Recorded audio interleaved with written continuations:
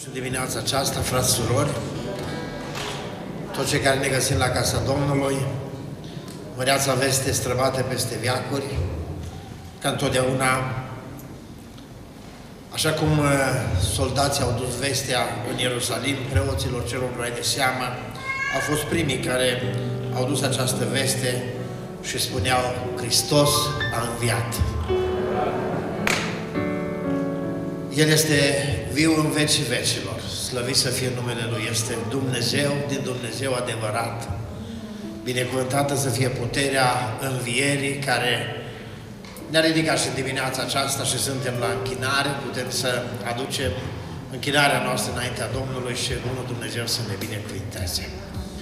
Grupul de laudă este pregătit și haideți să stăm ridicați în picioare, ei ne conduc în cântare în dimineața aceasta, cântăm pentru lauda Domnului cu toată bucuria.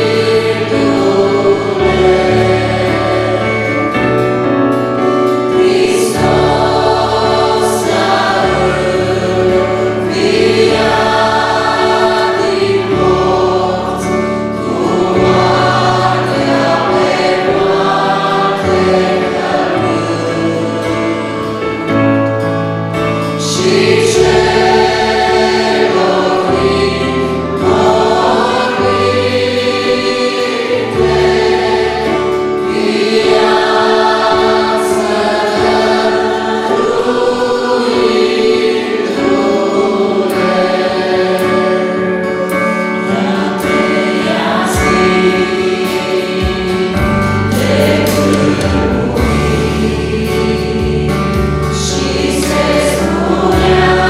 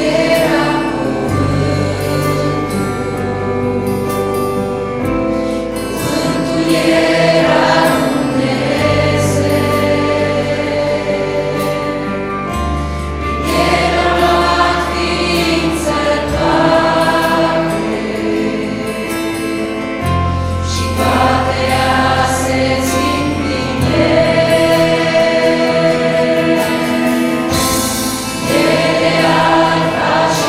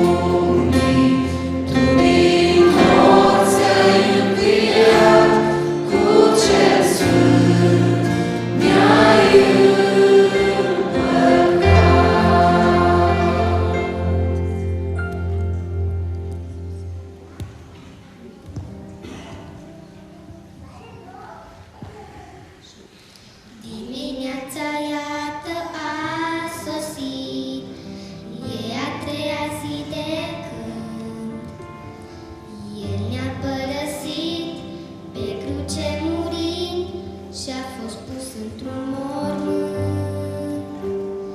Dar mormântul-i gol, Domnul domnilor, unde oare a dispărut? Piatra-i la o parte, Domnul, și din moarte a ieșit biruitor. Pentru omenire El e mântuire, e speranța tuturor.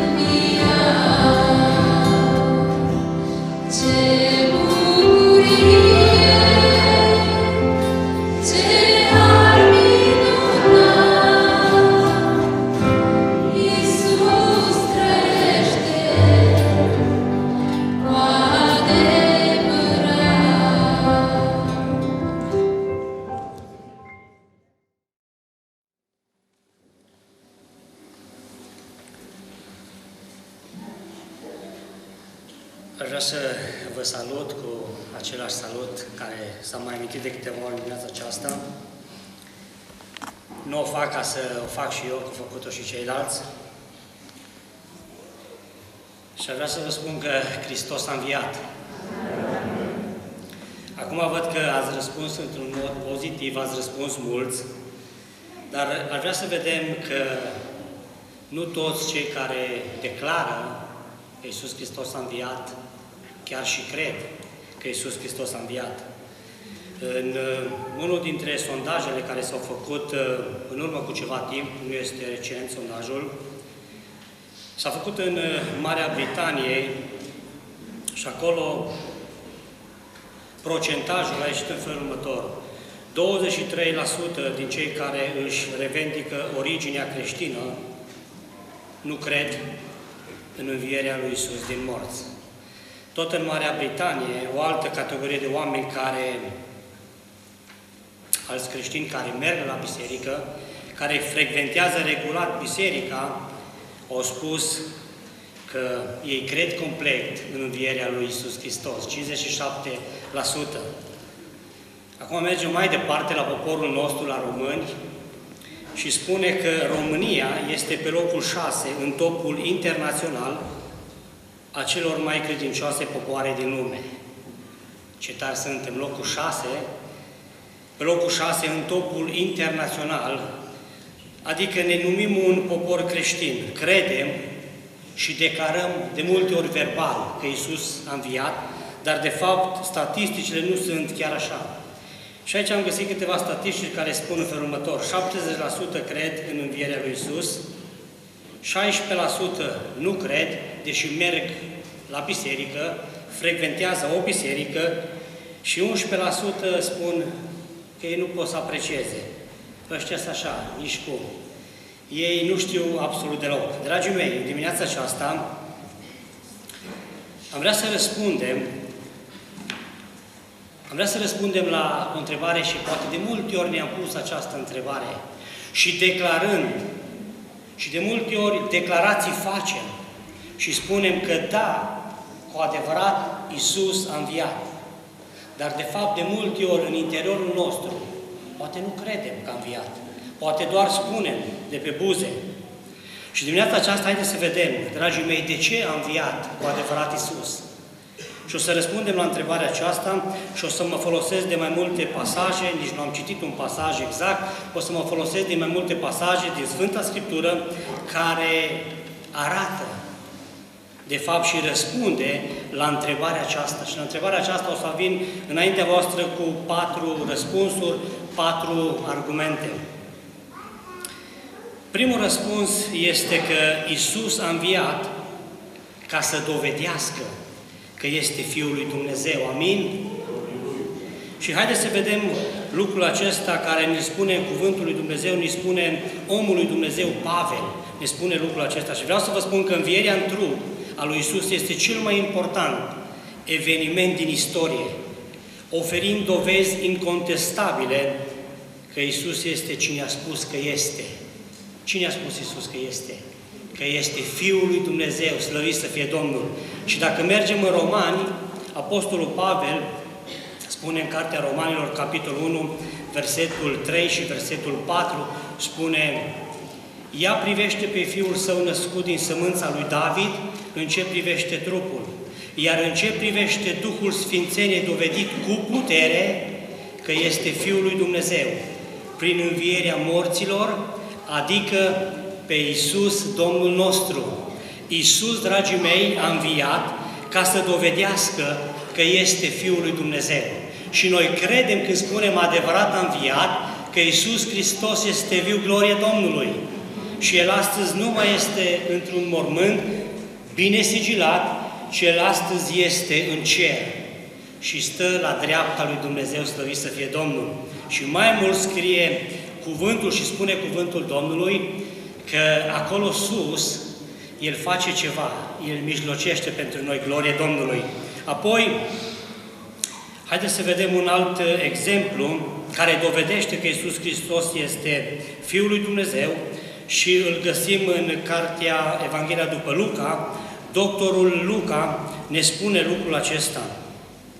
Și inclusiv din Ioan 20:9, la fel spune, căci tot nu pricepeau ei că după Scriptură Iisus trebuia să învieze din morți. Și acum mergem la Luca 24 și am vrea să vedem, dragii mei, că Iisus atunci când se arată celor 10 ucenici, ei oarecum erau nedumeriți, erau speriați, oarecum nu le venea să creadă că, într-adevăr, cine se înfățișează înaintea lor este Iisus. Mai întâi spune că învierea a fost o validare a Scripturilor care a prevestit venirea și învierea Lui. Mai mult, a dovedit afirmațiile că Hristos va învia a treia zi și lucrul acesta vi l-am arătat din Evanghelia după Ioan, capitolul 20, versetul 9, unde spune că Iisus trebuia să învieze. Și dacă rămânem la Evanghelia după Luca, la capitolul 24, vedem, dragii mei, că mai întâi Iisus, când s-a arătat ucenicilor, Iisus a dovedit ucenicilor că El a înviat în mod real. Ei, la un moment dat, credeau că este un duh, dar Iisus s-a prezentat înaintea lor și mai mult de atât, în versetul 39, uitați ce le spune Domnul Iisus, pentru că eu văzut speriat, eu văzut că se uită probabil la El și nu înțelegeau multe și credea că este un nălucă sau credea că este un duh. Și Iisus, uitați ce le spune, uitați-vă la mâinile și la picioarele mele. Eu sunt, spunea, pipăiți-mă și vedeți, un duh n-are nici carne, nici oase, cum vedeți cam eu. Și apoi mai mult, Iisus, ca să le arate că într-adevăr El a înviat și Fiul lui Dumnezeu, spune, dați-mi ceva să mănânc. Pentru că un duh nu mănâncă. Și spune, dați-mi ceva să mănânc. Și arată în versetul 43 că le-a luat și a mâncat înaintea lor. A luat o bucată de pește fript și un fagur de miere. Și Iisus le-a arătat că El este cu adevărat. Apoi, în al doilea rând, Iisus le-a vorbit ucenicilor despre ce este scris în Vechiul Testament. Și lucrul acesta îl găsim în Evanghelia după Luca, capitolul 24. Pentru că în Vechiul Testament spunea că El trebuie să învieze a treia zi. Legea lui Moise, prorocii și psalmii care făceau referire la învierea Domnului Iisus. Și versetul 44, uitați ce le spune Iisus. Apoi le-a zis, iată ce vă spuneam când încă eram cu voi, că trebuie să se împlinească tot ce este scris despre mine în legea lui Moise, în proroci și în psalmi. Și versetul 45 spune, atunci le-a deschis mintea ca să înțeleagă Scripturile. Și versetul 46 spune și le-a zis, așa este scris. Și așa trebuia să pătimească Hristos și să învie a treia zi din cei morți. Dragii mei, Domnul Iisus Hristos a vrut să le arate ucenicilor că după Scriptură El trebuia să învie. El a venit în Romani, capitolul 1, versetul 3 și 4, pe care l-am citit, și a vrut să dovedească cu putere că într-adevăr El este Fiul lui Dumnezeu. Vedeți, dragii mei, de-a lungul istoriei s-au ridicat mulți oameni care au spus așa, eu sunt Hristosul. Și în urma lor au atras după ei milioane de oameni. De exemplu, m-am uitat la Mahomet. Omul acesta s-a născut în anul 570, s-a născut la Mecca, a înființat religia islamică și este considerat de către musulmani un profet. Este considerat un mesager. Dar interesant lucru este că el nu cunoștea Noul Testament și Vechiul Testament. Învățătura pe care o învăța Mohamed, învățăturile lui erau din legile talmudice și din evanghelii false. Și interesant lucru este că omul acesta, dacă ne uităm și în zilele noastre de astăzi, are o grămadă de milioane de seguidori care îl seghează, care îl aclamă și care cred în el. Și mai mult, pentru Mahomeda lor, sunt în stare să facă ravagii. Dragii mei, cu cât mai mult noi în dimineața aceasta învierii putem să îl urmăm pe Domnul Iisus Hristos. Pentru că Domnul Iisus Hristos este viu. Domnul Iisus Hristos a ieșit din mormânt și astăzi, glorie Domnului, stă la dreapta lui Dumnezeu. Și ce face El acolo? Mijlocește pentru mine și mijlocește pentru tine. Slăvit să fie Domnul! De ce a înviat Iisus? Al doilea răspuns, al doilea argument biblic pe care vreau să îl aduc înaintea voastră este că a înviat ca să mângâie inimile împovorate. Și dacă mergem în Evanghelia după Matei, capitolul 20, versetul 11, spune cuvântul că Maria ședea afară lângă mormânt și plângea. Pe când plângea, s-a plecat să se uite în mormânt. Maria Magdalena, femeia aceasta care Domnul Iisus a făcut o minune în viața ei, spune Scriptura că a fost stăpânită de niște duhuri. Și Domnul Iisus Hristos s-a apropiat de ea și a scos 7 duhuri din femeia aceasta și din momentul în care Iisus a lucrat în viața ei, femeia aceasta a început să-L urmeze pe Iisus peste tot. Și femeia aceasta, Maria Magdalena, spune că stătea acolo și avea inima împovorată. Pentru că Iisus a murit și era supărată. Așa e că atunci când inima e împovorată de îngrijorări și lipsuri, este foarte ușor să nu-L mai vedem pe Iisus. Așa e că de multe ori ni s-a întâmplat și nouă, când avem o problemă, când suntem năcăjiți, când suntem împovorați, Iisus este lângă noi și noi nu-L vedem. Pentru că necazul, povara, este atât de grea, atât de puternică, încât nu putem să-L vedem. Și Maria era supărată și spune versetul 14 din Ioan, capitolul 20, după ce a zis aceste vorbe, s-a întors și a văzut pe Iisus stând acolo, în picioare, dar nu știa că este Iisus. Femeie, i-a zis Iisus, de ce plângi? Pe cine cauți?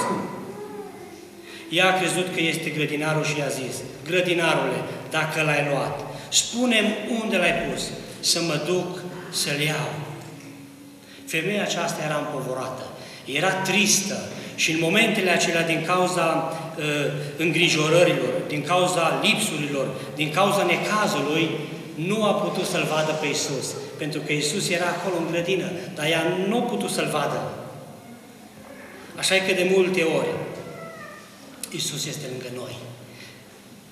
Dar pentru că inima ne este împovorată, de multe ori nu-L mai vedem pe Iisus. Și în sensul ăsta, haideți să vedem o referință biblică din Psalmul 34, versetul 18.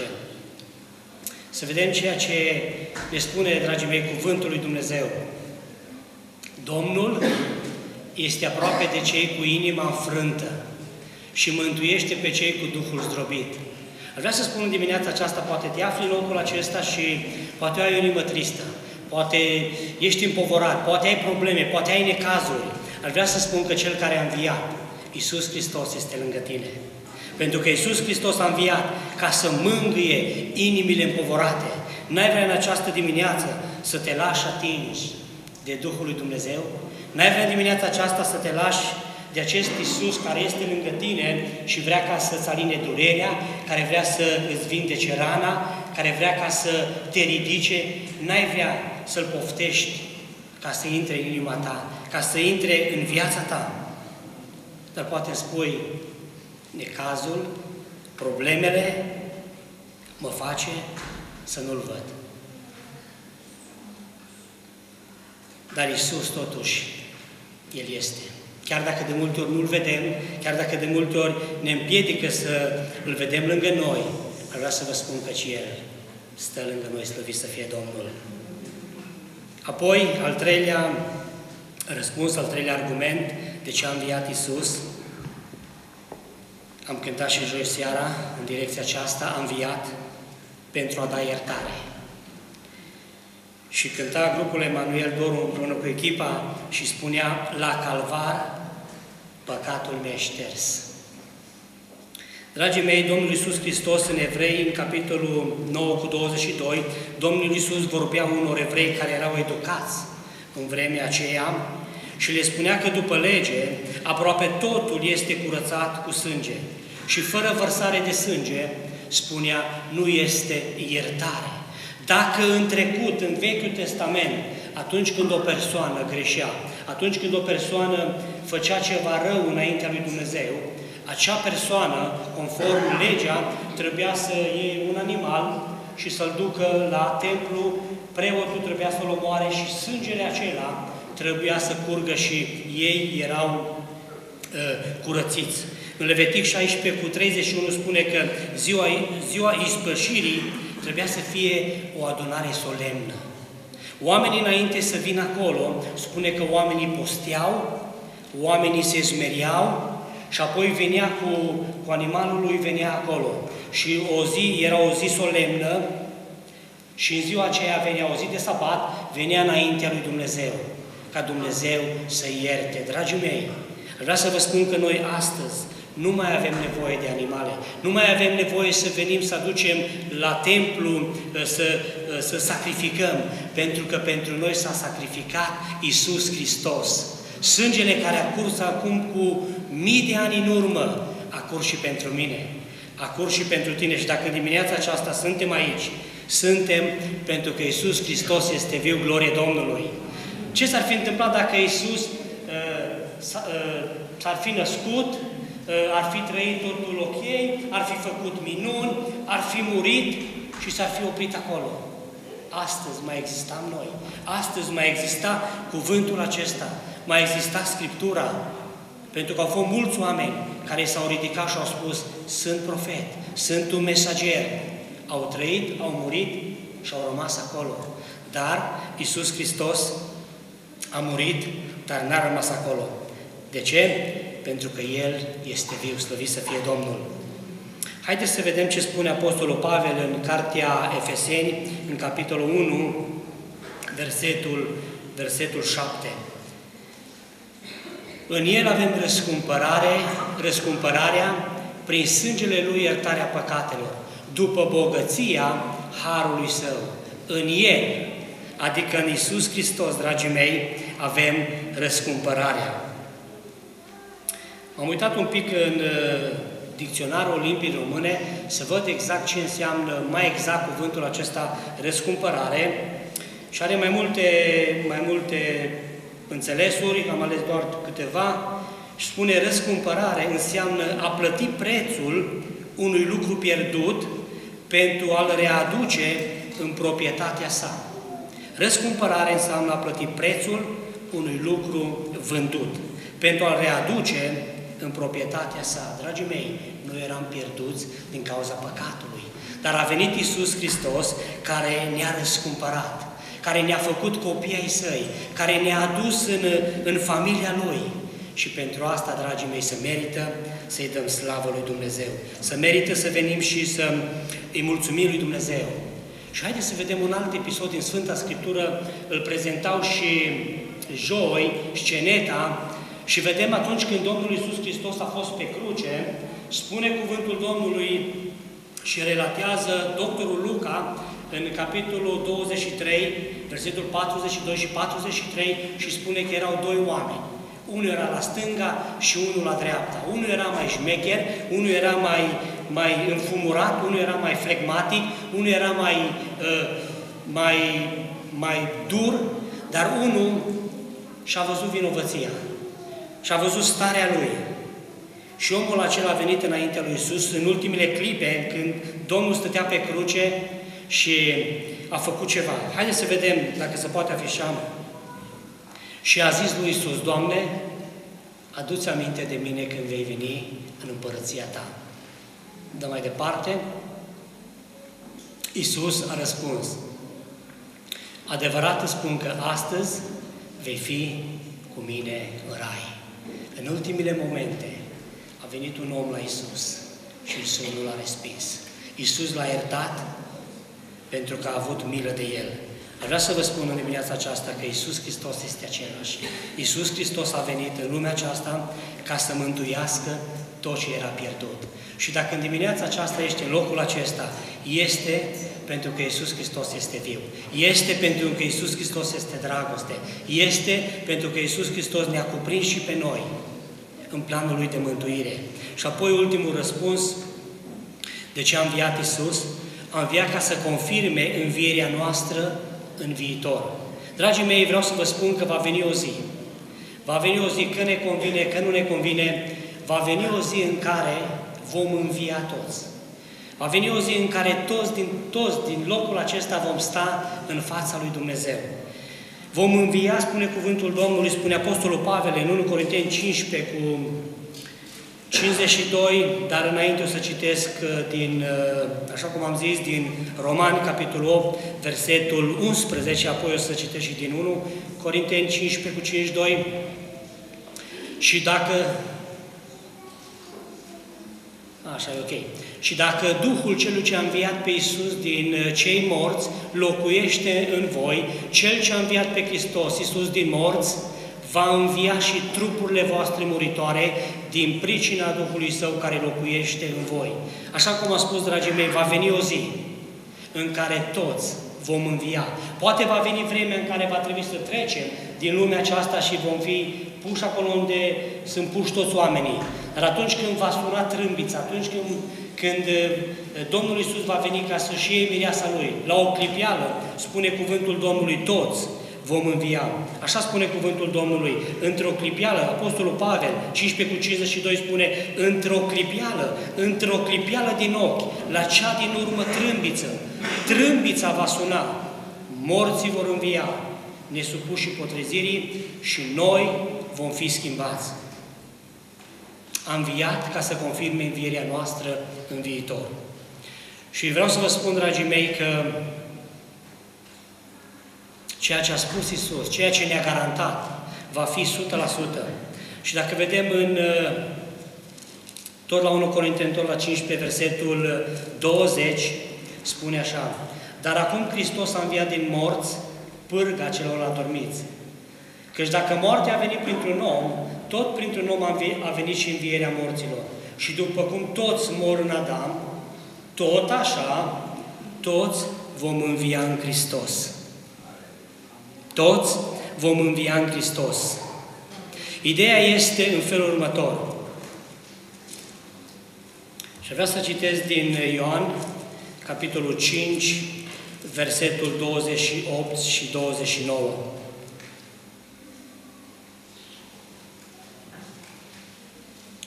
Nu vă mirați de lucrul acesta, pentru că vine ceasul când toți cei din morminte vor auzi glasul Lui.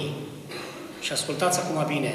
Și vor ieși afară din ele, din morminte. Cei ce au făcut binele vor învia pentru viață, iar cei ce au făcut răul vor învia pentru judecată. Dragii mei, vreau să vă spun în modul cel mai serios că va veni o zi, așa cum spune Evanghelistul Ioan, va veni o zi în care vom sta înaintea lui Dumnezeu. Vom sta înaintea lui Iisus Hristos. Unii vor învia pentru viață veșnică, iar alții vor învia pentru judecată. Iisus Hristos, dragii mei, a înviat ca să confirme învierea noastră în viitor. Și va veni o zi în care vom învia. Dacă va trebui să trecem din lumea aceasta, așa cum am spus, va veni o zi în care toți ne vom prezenta înaintea Lui. Unii vor merge sus, iar alții vor merge jos. Alegerea este a noastră. La cine vrem să slujim? Pe cine vrem să căutăm? La cine vrem să ne dedicăm timpul zi de zi? La Iisus sau lui Satana? Pentru că în dimineața aceasta am venit cu 4 argumente înaintea dumneavoastră și am vrut să vă arăt de ce a venit Iisus Hristos în lumea noastră. De ce a înviat Iisus Hristos. Și am spus că Iisus Hristos a înviat să dovedească că este Fiul lui Dumnezeu. Și 100%, cum a spus, Vechiul Testament s-a împlinit mot-a-mot. S-a împlinit tot. Iar apoi a venit ca să mângâie inimile împovorate. Poate ești împovorat într-o vreme ca aceasta. Vreau să spun că Iisus Hristos a înviat pentru tine ca să-ți dea pacea, ca să-ți dea eliberare, ca să-ți dea bucurie. Apoi a mai înviat pentru a da iertare. Dacă crezi că ai multe păcate, vino la Iisus. Pentru că Iisus a spus, dacă vor fi multe păcatele ele se vor face albe. Deci Domnul Iisus Hristos este gata, dragii mei, și în ziua de astăzi să ierte. Problema este la mine, problema este la tine. Dacă ne deschidem inima, dacă vrem ca Iisus să intre în inima noastră și să lăsăm pe El ca El să lucreze. Iar apoi a înviat, așa cum spuneam, a înviat ca să confirme învierea noastră în viitor. Și zic ca Domnul și Bunul Dumnezeu să ne ajute să trăim aproape de El. Pentru că va veni vremea că vom sta față în față. Vom sta față în față, că vrem, că nu vrem. Problema este cel care a făcut bine și a stat lângă Domnul, va merge sus. Iar cel care a făcut de toate și a crezut că le poate să le facă pe toate, plecați de la mine că nu v-am cunoscut, va spune Domnul Iisus. Jos este scrâșnirea dinților. Aș vrea ca Bunul Dumnezeu să ne ajute pe toți să veghem, să ne ajute să urmăm calea lui Dumnezeu și atunci când El va veni, să ne găsească pregătiți pe toți și toți să mergem acolo sus. Domnul să ne ajute. Amin.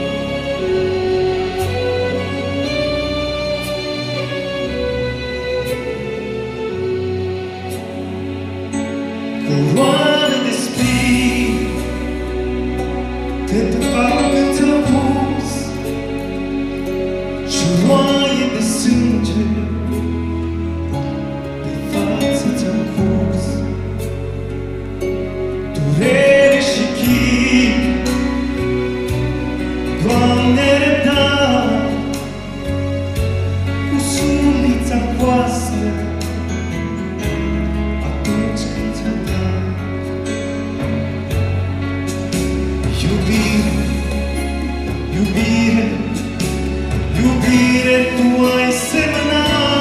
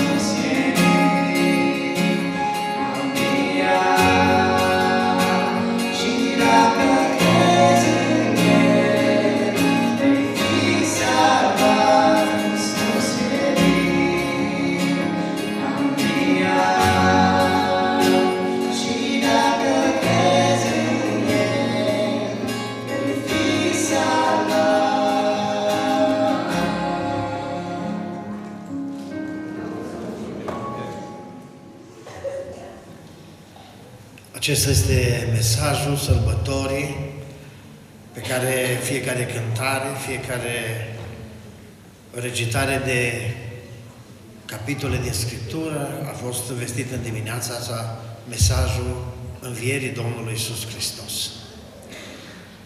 Dragii mei, ca să putem înțelege bucuria învierii și ca să putem înțelege semnificația învierii Domnului Iisus Hristos, trebuie să mergem în urmă, așa cum și joi seara, aici am sărbătorit Cina Domnului, ne-am amintit de acel moment extraordinar când Domnul a instituit cina cea de taină și apoi la acel moment a fost descoperirea vânzătorului.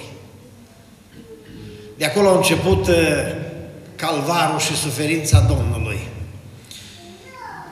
Ghețimani, unde s-a rugat cu o rugăciune fierbinte și broboade mari de sânge curgeau pe fruntea lui Iisus, pentru că Iisus, Fiul lui Dumnezeu, responsabil fiind de păcatul omenirii, simțea greutatea și povara păcatelor.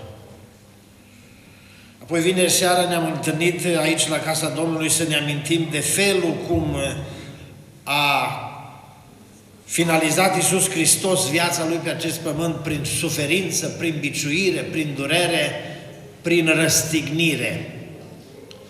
Toate aceste lucruri, dragii mei, n-au fost puține, nici pentru Iisus, nici pentru ucenici. A fost o tristețe așa de profundă și o dezamăgire așa de mare, încât ucenicii au uitat promisiunile Domnului. Că Domnul le spunea că a treia zi va învia și va merge în Galileea înaintea lor să se întâlnească cu ei. Și în dimineața învierii îl vedem pe Iisus Hristos că înviază la mormânt după ce se produce acel cutremur extraordinar de mare. Piatra de la mormânt este dată la o parte când apare Îngerul lui Dumnezeu și Hristos înviază dintre cei morți. Și când le spune femeilor, spune, merge și spuneți ucenicilor că ne întâlnim în Galileea, așa cum le-am spus. Dar profunditatea evenimentelor, durerea și suferința și dezamăgirea au fost foarte mari. Până acolo încât unii ucenici nici n-au mai crezut. Și amintiți-vă dumneavoastră că unul din ucenici a spus, dacă eu nu-L văd și dacă nu pui mâna mea în coasta Lui și în palma Lui, nu cred. Dar slăvit să fie Dumnezeu care a dus planul la îndeplinire. Hristos la crucea de la Golgota a strigat cu glas tare, Tată, în mâinile Tale mă încredințez Duhul. Și apoi a murit, a fost pus într-un mormânt de Iosif din Arimatea, dar nu l-a putut ținea nici mormântul, nici piatra mare de la ușa mormântului, ci în dimineața învierii Hristos a ieșit triumfător din mormânt, binecuvântat să fie numele Lui. Mi-am amintit în dimineața aceasta, gândindu-mă la toate aceste evenimente, îmi mărturisea un frate bătrân, un frate de la Cluj, un frate care a fost un om la îndemâna lui Dumnezeu și în Borhan și lângă Cluj, unei familii s-a întâmplat o nenorocire. Un băiat de 17 ani, așa dintr-o dată, stând la masă cu părinții, mâncau cireșe. S-a necat și a murit. Și vă dați dumneavoastră seama, într-o familie, un băiat, un tânăr la 17 ani, a fost o durere enorm de mare. Dar frații aceștia, familia aceasta, și-au amintit de fratele Lazar, care se ruga lui Dumnezeu și Dumnezeu făcea minuni prin el. Și l-a chemat în familie la ei, după ce s-au rugat lui Dumnezeu. Fratele Lazar, ca unul care a învățat din Scriptură, a mers și și-a așezat fruntea pe fruntea tânărului care era mort. Medicul deja scrisese certificatul de deces. Și a mers și a pus fruntea pe fruntea copilului și mâna a pus-o așa pe gâtul lui. Și a simțit că pulsul începe să bată. Tânărul acesta de 17 ani s-a ridicat, a înviat. Omul acesta a fost înviat. Și mi-am adus aminte de descrierile fratelui Lazar care spunea, după o tristețe așa de profundă, și după o amărăciune așa de mare că copilul lor trebuie să fie dus pe ultimul drum la mormânt, a venit bucuria în casa aceea și era strigăte de bucurie și era osanale la adresa lui Dumnezeu și eu îmi imaginez în dimineața aceasta ce bucurie profundă a putut să provoace învierea Domnului Iisus Hristos. Noi predicăm despre învierea Domnului Iisus Hristos, ne amintim cu drag de învierea Domnului Iisus Hristos, dar adevărata bucurie a învierii a fost în inima femeilor, a fost în inima ucenicilor, a fost în inima celor care au fost acolo, pentru că ei au fost asistenți la toată durerea, la toate suferințele, la toată răstignirea care a fost acolo și cum din trupul lui Iisus au fost smulse bucăți de carne prin biciuire, ucenicii au fost acolo și le-au văzut. Și adevărata bucurie a fost în dimineața învierii, extraordinar de mare pentru ei. Se arată îngerul femeilor la mormânt și le spune: de ce căutați pe cel viu între cei morți? Tresăltare de bucurie până la extaz. Ucenicii duc vestea de la unul la altul. Nu exista nici telefoane, nici WhatsApp, nici alte medii de comunicare. Atunci se ducea vestea din persoană în persoană, din vorbă în vorbă. A înviat Domnul cu adevărat și s-a arătat Mariei. A înviat Domnul cu adevărat și s-a arătat lui Petru și nu mai este în mormânt, nu mai este negăsit. Și se prezintă Domnul prin ușile închise, când erau cei 11 cei 10 adunați, că Iuda nu mai era, lipsea și Toma. Se arată ucenicilor pe drumul Emausului și bucuria aceea profundă a izbucnit în ei. N-am mai putut să rămână în Emaus cei doi, cei 10 care erau adunați în casă au explodat de bucurie și au dat vestea mai departe, a înviat Domnul cu adevărat, dar o asemenea bucurie pot să o experimentez în urma tristeții, în urma dezamăgirii, în urma durerii care a fost părtaș acolo la moartea Domnului. Dar binecuvântat să fie Dumnezeu care și-a dus planul la îndeplinire. Hristos Domnul a înviat și prin El am înviat și noi din moarte. Ne-a strămutat din împărăția întunericului în împărăția luminii și ne-a chemat la viață împreună Hristos. Binecuvântat să fie numele Domnului. Dorim ca bucuria învierii să rămână în fiecare inimă. Dorim să ne gândim profund la toate evenimentele acestea care s-au petrecut și la planul de mântuire pe care Dumnezeu l-a dus la îndeplinire, ca eu și tu să avem viață prin Hristos. Îți mulțumim, Doamne, pentru mântuirea prin Iisus.